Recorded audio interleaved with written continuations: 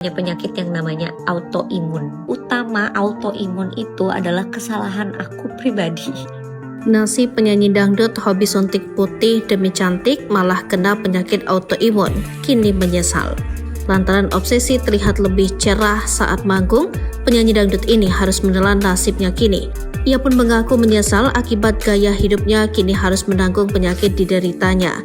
Ialah Cita Citata, penyanyi dangdut yang kini menderita penyakit autoimun. Dilansir dari akun Instagram Lambi Gosip, Cita Citata mengaku bahwa dirinya menderita autoimun. Penyebab autoimun ini adalah karena gaya hidupnya selama ini yang sering suntik vitamin C dan pemutih.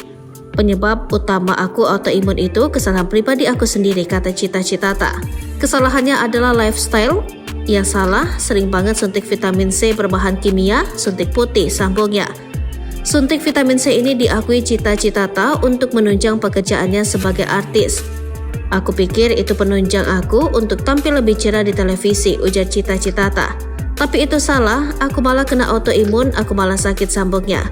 Cita Citata pun sangat menyoroti bahaya suntik vitamin C ini karena belum diizinkan BPOM. Makanya aku concern banget soal itu karena itu bahaya banget, kata Cita Citata. Info pentingnya suntik vitamin C itu belum disetujui BPOM dan FDA, sambungnya. Netizen pun memberikan komentar atas unggahan ini.